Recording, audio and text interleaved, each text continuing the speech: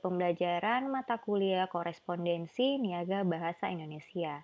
Pada pertemuan kali ini kita akan membahas sedikit dan sangat singkat terkait dengan memorandum, nota, surat edaran, dan surat pengantar.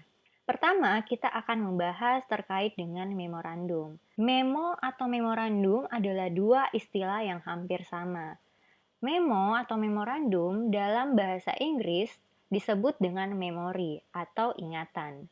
Memo adalah surat singkat dari seorang pejabat yang ditunjukkan kepada pejabat lain atau dari seorang pejabat kepada bawahannya.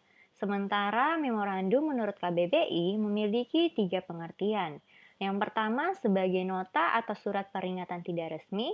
Yang kedua surat pernyataan dalam hubungan diplomasi. Yang ketiga yakni bentuk komunikasi yang berisi saran, arahan, atau penerangan.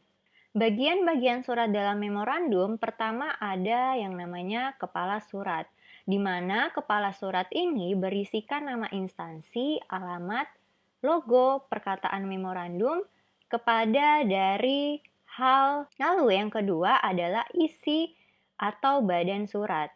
Dan yang ketiga adalah kaki surat yang berisikan tanggal, tanda tangan, dan nama jelas pembuat memo tersebut.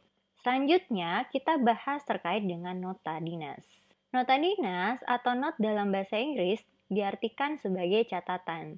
Nota dinas ini adalah jenis surat singkat yang ditulis dari atasan kepada bawahan atau sebaliknya dalam suatu organisasi. Nota dapat ditulis dengan tangan atau diketik. Bila ditulis dengan tangan, biasanya bagian-bagian yang ada dalam nota itu tidak lengkap. Tetapi bila diketik, nota mempunyai bagian-bagian seperti halnya surat dinas.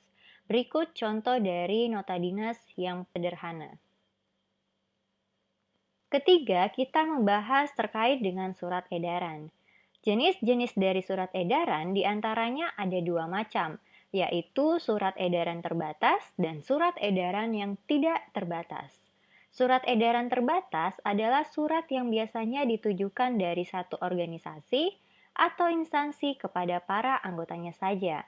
Misalnya, surat edaran dari koperasi kepada para anggotanya, atau surat dari ketua Himanis untuk anggota Himanis dan lain-lain. Sementara surat edaran tidak terbatas adalah surat yang ditujukan kepada masyarakat luas.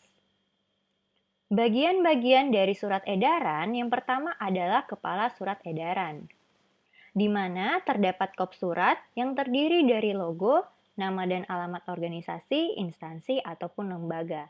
Yang kedua yakni isi surat edaran. Isi surat edaran berisikan informasi apa yang ingin disampaikan kepada umum dengan urutan pendahuluan, isi pokok surat, dan penutup.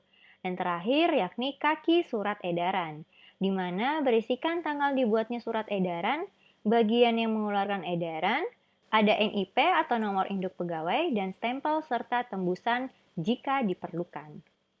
Selanjutnya yakni surat pengantar. Surat pengantar adalah surat yang diperuntukkan untuk memberitahu kepada pihak yang dituju bahwa hal yang ingin dilakukan oleh si pembawa surat telah diketahui dan atas izin seseorang yang bertanggung jawab. Contoh sederhananya adalah ketika Anda sebagai seorang pegawai atau calon pegawai yang diminta untuk memberikan surat SKCK. Anda harus membawa surat yang ditandatangani pejabat lingkungan rumah, yaitu RT, RW, dan kelurahan. Lalu surat itu ditujukan kepada pihak kepolisian agar SKCK Anda itu dapat diterbitkan. Dalam surat pengantar terdapat dua aspek yang terikat. Pertama, sesuatu yang diantar, dan kedua, yakni surat untuk mengantar sesuatu. Bagian surat pengantar antara lain, yakni terdapat kepala surat, pembuka surat, isi surat, serta penutup surat. Pada isi surat itu harus tertera informasi yang jelas dan validitasnya bisa dipertanggungjawabkan. Baik, itulah tadi secara singkat terkait dengan memorandum, nota, surat edaran, dan surat pengantar. Terima kasih telah menyimak video pembelajaran ini. Sampai bertemu di video pembelajaran berikutnya.